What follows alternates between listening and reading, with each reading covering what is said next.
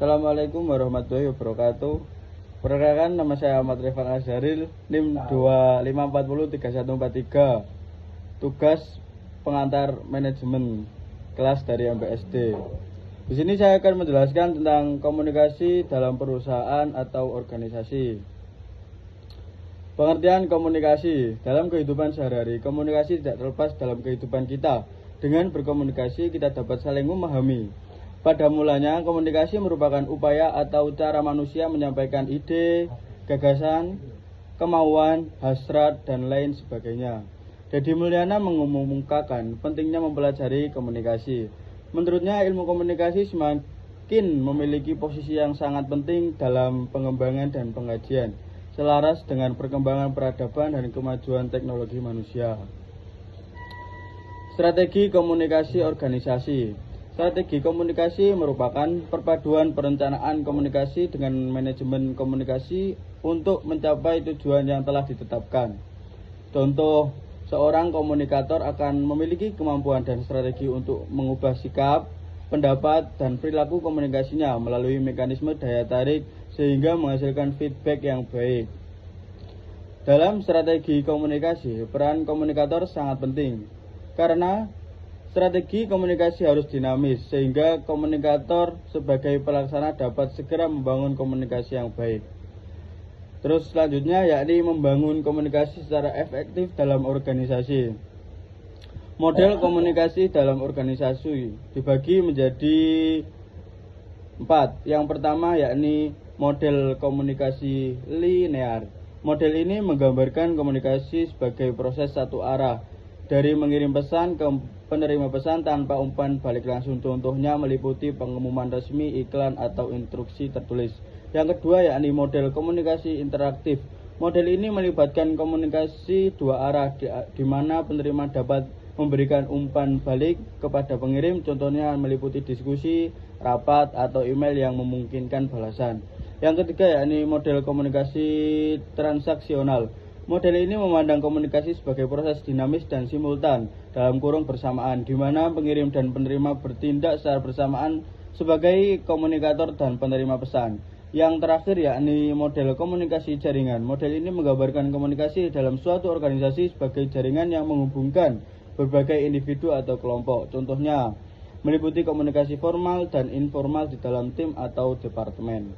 Terus peran komunikasi dalam organisasi. Menurut Goldhaber yang dikutip oleh Arni Muhammad dalam bukunya Komunikasi Organisasi, bahwa komunikasi organisasi adalah proses menciptakan dan menukar pesan dalam suatu jaringan hubungan yang saling tergantung satu sama lain untuk mengatasi lingkungan yang sering berubah-ubah. Terus hambatan komunikasi dalam organisasi. Yang pertama yakni hambatan teknis. Keterbatasan fasilitas dan peralatan komunikasi dari sisi teknologi semakin berkurang dengan adanya temuan baru di bidang kemajuan teknologi komunikasi dan informasi. Yang kedua yakni hambatan semantik. Gangguan semantik menjadi hambatan dalam proses penyampaian pengertian atau secara efektif. Definisi semantik sebagai studi idea atas pengertian yang diungkapkan lewat bahasa. Yang ketiga yakni hambatan manusiawi, terjadi karena adanya faktor emosi dan prasangka pribadi, persepsi kecakapan dan ketidakcakapan, kemampuan atau ketidakmampuan alat-alat panca indera seseorang. Terus cara mengatasi hambatan komunikasi dalam organisasi memerlukan komunikasi yang efektif yang sangat bergantung pada hubungan yang baik antara anggota, baik secara pribadi, posisi maupun hierarki dalam kurung pangkat kedudukan. Terus hubungan antar persona, yakni komunikasi yang sukses dapat dicapai jika anggota organisasi membangun hubungan yang harmonis. Yang kedua yakni hubungan posisi. Hubungan posisi baik dapat dicapai dengan merencanakan penempatan pekerjaan yang berdasarkan kemampuan dan senioritas, serta mengklarifikasi hubungan di dalam organisasi. Terus hubungan berurutan. Komunikasi dalam hierarki organisasi sering disampaikan melalui proses berurutan di mana informasi diteruskan dari satu tingkat ke tingkat berikutnya. Tujuan komunikasi organisasi: 1. Menyampaikan informasi, 2.